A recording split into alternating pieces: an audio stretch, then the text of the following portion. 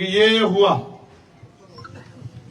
लेकिन मेरा ये मानना है, मीडिया के लोग भी यहां हैं, 2009 में हमारे कॉलेज का अंतिम समय था, देहरादून में एक रणवीर इनकाउंटर हुआ था। उस इनकाउंटर में एक नौजवान जो अपने गांव से चलकर देहरादून गया था, वहां के एक दरोगा जी से किसी बात पे उसकी बहस हो गई। उन दरोगा जी का नाम जीडी भट्ट था। दरोगा जी को यह बात बर्दाश्त नहीं हुई कि एक नौजवान ने उनसे किस तरह से सवाल किया, तो उन्होंने उसको पकड़ा, अपने साथियों को लिया और जंगल में ले जाकर उसके सीने में खूब सारी गोलियां दाग दी। कि मैं नहीं कह रहा हूं, ये उस घटना की सीबीआई जांच हुई है, 17 पुलिसकर्मियों पे कार्रवाई हुई, आजीवन सजा हुई है। यहां जितने लोग खड़े अपना फोन का इंटरनेट खोल के गूगल पे चेक कर लो, रणवीर इनकाउंटर, जितने मीडिया के लोग खड़े हैं, जितने पढ़े लिखे जिम्मेदार लोग खड़े हैं, कोई पता कर लो, आपको पता लग जाएगा कि रणवीर के परिवार के साथ क्या हुआ। लेकिन उस समय विपक्ष जिंदा था, उस समय विपक्ष बोलता था, उस समय की सरकारें भी सुनती थी। लेकिन आज गूंगी बहरी सरकारें बैठी हुई है और विपक्ष मुंह पे ताला लगा के बैठा। 21 MLA मिलकर एक FIR नहीं करवा पाए। ये दिया है उत्तराखंड को आप लोगों ने। मैं आपको विश्वास दिला कहता हूं, हम लोग यहां के अधिकारियों से अभी बात करेंगे और नेता के तौर पे, मेरी बाजू के तौर पे अमरीश कपिल और महक सिंह जी और भीम आर्मी आजाद समाज पार्टी के नौजवान और मेरे सहयोग के रूप में कानपुर के मेरे भाई, बहुत ही शानदार विधायक यहां आपके बीच में मौजूद है। मैं आपको विश्वास दिलाता हूं, क्या आपको हमारे बल पे शक है? नहीं है। बताओ, क्या आपको हमारे बल पे शक है? नहीं। मैं आपको विश्वास दिलाता हूं, मेरी ये मांग है कि रणवीर इनकाउंटर की तरह इस घटना की भी सीबीआई जांच होनी चाहिए। होनी चाहिए, बताओ। क्योंकि हो सकता है पुलिस अपनी जगह सही, और हो सकता है परिवार की एक एक बात कही वो बिल्कुल सच है, लेकिन साबित कैसे होगा? जब रणवीर इनकाउंटर में पुलिस ने एड़ी चोटी का जोर लगा के साबित करने का काम किया कि रणवीर अपराधी था, उसके ऊपर झूठे इल्जाम लगाए कि वो यहां अपहरण करने, फिरौती मांगने, लूट करने आया था, तो तब मामला दोनों पक्षों में जब विवाद हो गया तो उनसे ऊपर जाना पड़ा। अगर वास्तविकता में यहां की सरकार न्याय पसंद है, वो वास्तविकता में अगर न्याय दिलाना चाहती है और इस घटना के पीछे कोई आरोप प्रत्यारोप नहीं है, तो सरकार को आगे बढ़कर इसकी जांच करानी चाहिए। अगर मेरे विपक्ष के सम्मानित विधायक जिस दिन मुख्यमंत्री से मिले थे, उसी दिन वहीं बैठ जाते और कह देते जब तक FIR नहीं होगी, FIR से फांसी नहीं चल रहा था कोई, FIR होती, उसकी जांच होती और जांच में जो दोषी पाया जाता उस पर कार्रवाई हो। हम ऐसी मांग करते, हम नहीं कहते किसी को सजा दे दो, और हम है भी नहीं सजा देने वाले। हमारा तो ईमान, हमारा तो भरोसा कुदरत में, ऊपर वाले पे है कि जुल्म करने वाला कभी नहीं बचेगा, जुल्म करने वाले को कोई नहीं बचा सकता।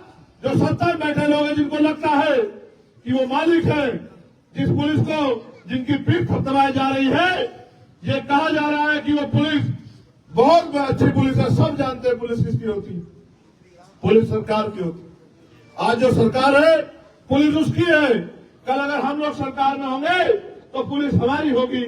मगर हम न्याय पसंद लोग हैं, हम किसी के बच्चे को मारने की जाए जो है पुलिस को न आज देते न तब देंगे, क्योंकि हम ये चाहते हैं हर आदमी की जिंदगी महत्वपूर्ण, हर आदमी की जिंदगी जो है उसकी रखवाली होनी चाहिए। लेकिन यहाँ की सरकार एंडो में काम करती है।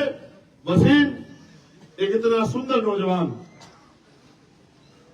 मुझे ये भी बताया गया कि कुछ पुलिस वालों से उसका विवाद हुआ, जो जिम की दुकान, जिम चलाता था अपनी, जो एसी ठीक करने का काम करता था, अपने पिता की आंखों का तारा था, उसकी मां बार बार बेहोश हो जाती, मैं बात कर रहा था। अगर मेरे हाथ में बहुत ताकत होती उमेश भाई, तो विश्वास करो आज मैं पूरे जिले को सस्पेंड करके और इन सबको बता देता कि किस तरह से जो है काम ये होता है। ताकत मिलेगी भाई आपको, ये मैं ताकत, सच बता रहा हूँ, पूरे जिले को सस्पेंड कर देता हूँ। ये ताकत मिलेगी भाई को या नहीं मिलेगी? पक्की बात है। हाथ उठा के बताओ कितने लोग साथ में हैं संघर्ष में? मुझे आपका सहयोग आशीर्वाद चाहिए। ताकत तो उसने जिसने पैदा किया ऊपर वाले ने बहुत देर की, जब तक जिएंगे इज्जत के साथ जिएंगे, संघर्ष करेंगे। लेकिन मैं आपसे कह रहा हूं, सच में अगर आप ताकत में होती, क्या तो मैं उस कुर्सी को लात मार देता या फिर आज इस पूरे जिले को बता देता कि किसी गरीब के बच्चे को किस तरह जो है मारा जाता। जिंदगी में पूरे भारत के इतिहास में याद रखा जाता कि दोबारा किसी के गरीब के साथ ऐसा मत करना।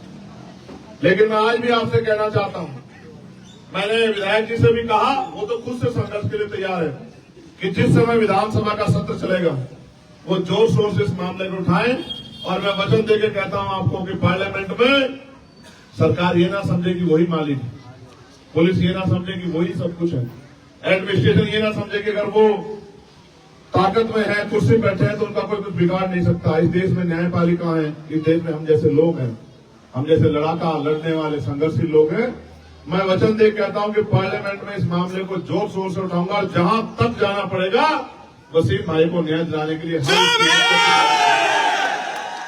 और मैं ये भी कहना चाहता हूं, जो अधिकारी कमरे का कुंडा बंद करके बैठे हैं, फोन बंद करके बैठे हैं, उनको भी कहना चाहता है, LIU इंटेलिजेंस के लोग होंगे, हमारे पुलिस के सहयोगी साथी जो है सुरक्षा देख रहे हैं वो भी है, कि मैं अध्यक्ष जी से कहूंगा कि हरियाणा चुनाव की वोट 4 तारीख को 3 तारीख को पड़ रही है, आप 4 तारीख का आंदोलन रख लो, मुझे कोई काम नहीं है।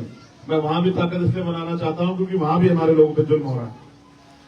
3 तारीख को वोट पड़ेंगे, अध्यक्ष जी आप 4 तारीख का कार्यक्रम रख लो और हम देश भर के लोग यहां जुटेंगे, जिला मुख्यालय पर आंदोलन होगा, अनिश्चितकालीन आंदोलन होगा, ऐसा आंदोलन होगा कि आंदोलन तो हरिद्वार में होगा और पता पूरी दुनिया के लोगों को लगेगा। मेरी बात को आप याद रखना, हरिद्वार हमारी शक्ति को जानता नहीं जानता है। हम संविधान को मानने वाले लोग हैं, हम नहीं कहते किसी निर्दोष पे कार्रवाई करो। मेरी पुलिस से मांग है कि सबसे पहले कई ऐसी घटनाएं हैं, उत्तर प्रदेश में कई ऐसी घटनाएं हुई हैं, उत्तराखंड में भी कई ऐसी घटनाएं हुई हैं, मध्य प्रदेश राजस्थान में भी जहां पुलिस के लोगों द्वारा अपराध हुआ है। अपराधी को बचाने का मतलब है अपराध को संरक्षण देना। आज एक वसीम के साथ हुआ, अगर हम लोग चुप रहे, कल किसी और वसीम के साथ होगा, कल किसी और महक सिंह के साथ होगा, कल किसी और अमरीश के साथ होगा, कल किसी और उमेश के साथ होगा। आपने नहीं देखा एक ब्राह्मण समाज के बच्चे को ही गोली मार दी गई, यही आरोप लगा के उसके पिता रोते हुए कह रहे थे कि मेरी आंखों के आंसू का हिसाब होगा, ऊपर वाला हिसाब करेगा।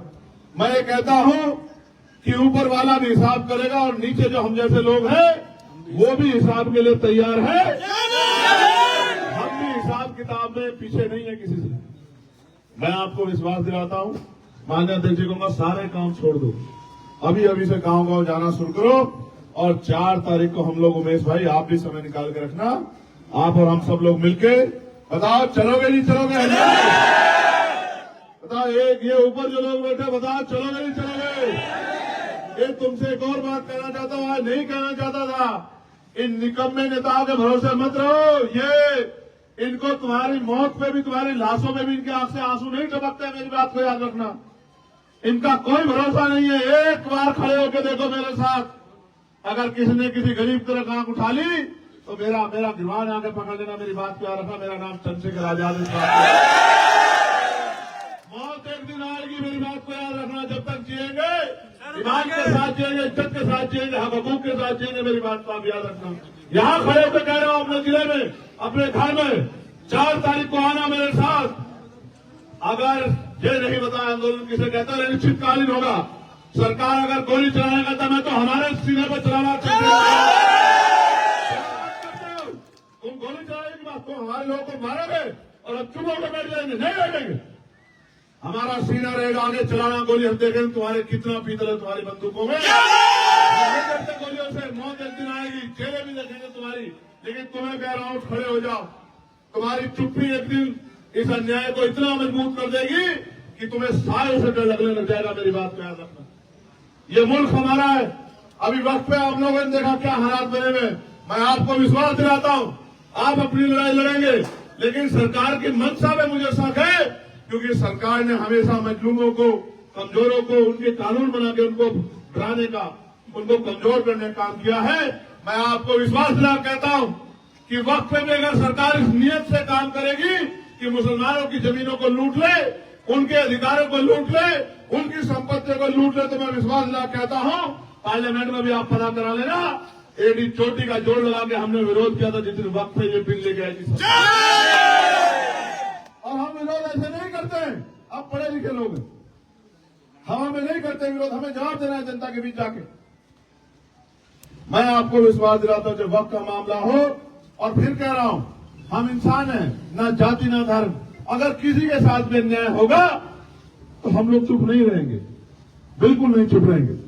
मैं यहां पर साथियों से कहता हूं, बराबर के प्रदेश के लोगों से कहता हूं, यूपी वालों से, उत्तराखंड के लोगों से कहता हूं, और मैं अपील करूंगा कि 4 तारीख का जो आंदोलन होगा वो इतना ऐतिहासिक होगा कि आंदोलन तो हरिद्वार में होगा, लेकिन देहरादून में बैठे मुख्यमंत्री जी, हमारे अधिकारी, वो भी चैन से नहीं सोएंगे। इस बात का भी मैं आपको विश्वास। लेकिन याद रखना, 4 का जुम्मा, 4 का जुम्मा वहीं पढ़ लेंगे ना। सब लोग क्या हो गया?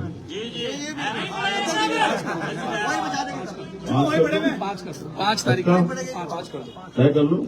बताओ बेटे जी, 3 कर दूं? 3 कर देता हूं। छोड़ दो, 4 को क्यों चक्कर में पड़ रहे हो? 3 तारीख 3 ठीक है। ये 3 मेरा बहुत अच्छा दिन है। वहां ना हरियाणा में मैंने 3 का ठीक है, ठीक है 3 का। 3 का नहीं है चुनाव, 5 को वोट पड़ेंगे, 3 का प्रचार का आखिरी दिन है। तो प्रचार करके आओगे ना फिर? हाँ ये भी है। मैं छोड़ दूंगा प्रचार। नहीं 5 तारीख। पक्का? 5 तारीख। अच्छा 5 तारीख। चलो सर, डन होगी। क्यों 5 तारीख 5 कर दो। चलो अच्छा, दिन तय कर। अभी तारीख दोबारा सुन लो। 5 को इन्होंने पिछली बार रुड़की में किया था, और इस बार 5 को होगा हरिद्वार। और जितने लोग यहाँ खड़े हैं ऐसे ऐसे मुट्ठी बंद करो, ऐसे वादा करो मुझसे कि एक आदमी 10 लोग लेके आएगा। आगे नहीं आओगे? पक्का?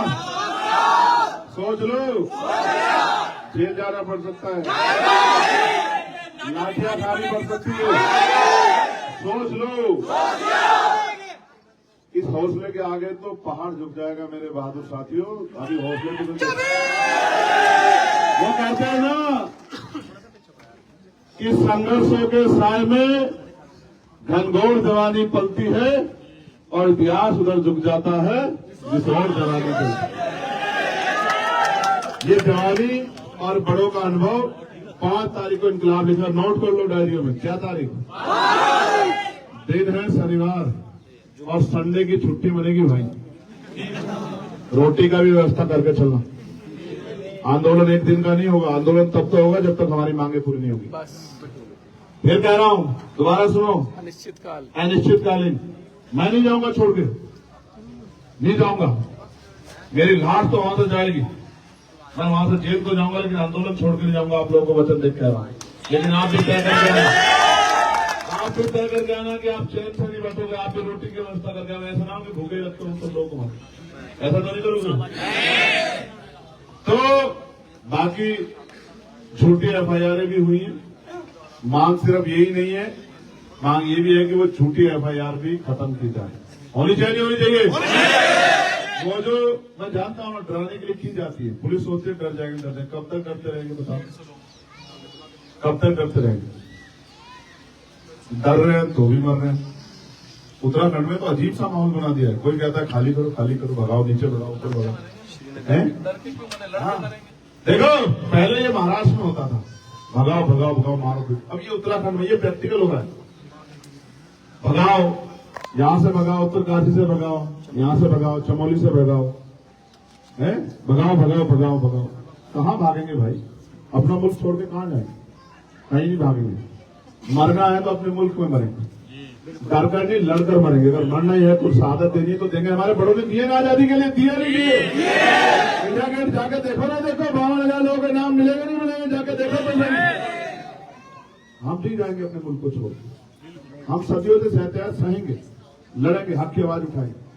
आप सब लोग यहाँ आए, इनका भरोसा, हिम्मत आपने बढ़ाई। ये वसीम के वालिद साहब है, पिता है। वो जो देश का तिरंगा वहां लहर रहा है ना, उस तिरंगे को मैं सलाम करते हुए कहता हूं कि आप अपने आप को अकेला मसला में इतने वसीम है आपके। देखो बताओ इनके वसीम हो या नहीं हो, बताओ। ये सब आपके वसीम है और मेरा जीवन भर का रिश्ता रहेगा इस घर से। जब जब इस घर को मेरी जरूरत पड़ेगी बिना बुलाए आऊं, अपने आप को अकेला मसला, ठीक है। मगर अब आपसे आग्रह है कि आंखों में आंसू मत लाना। आपकी आंसुओं में मेरी हिम्मत करो ना, हिम्मत करो, सब करो। हम सब लोग प्रार्थना भी करते हैं, दुआ भी, कि आप लोग जो हैं आप लोग सब करें, ठीक है। आप सब लोग यहाँ पहुंचे।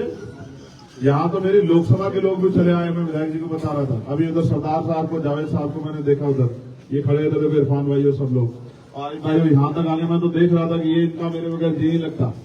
जबकि मैंने तो कल का प्रोग्राम बना लिया कि भाई एक दिन कोशिश करके चुनाव छोड़ के जाके वहां जो है रह के आता हूँ, ठीक है। तुम लोग मुझे मिल लेना अभी, क्योंकि मुझे अभी मेरे 2-3 कार्यक्रम में मैं निकलूंगा, ठीक है। बहुत बहुत जितने साथी हैं भीम आर्मी के, ये एक हमारा वो नौजवान कहाँ है, ये कहाँ है, वे इसका क्या नाम है, ये वो जो मोबाइल शॉप चलाता है, सुल्तान परवेज कहाँ है ये, और ये वसीम, तमाम साथी हमारे, मेहनत करो, मेहनत करो। ये जो हमारे सब लोग, मोहल्ला, तमाम साथी, हमारे नेता के साथ सब लोग, संदीप भाई, सब लोग मेहनत करो। सुमित, मेहनत करो, मेहनत से ही काम बनेगा, ठीक है। अब थोड़ा पीछे जाके मीडिया के लोगों से बात करके अपनी बात उधर पहुंचे। जमाल जमाल करेंगे, जमाल और राजू साहब।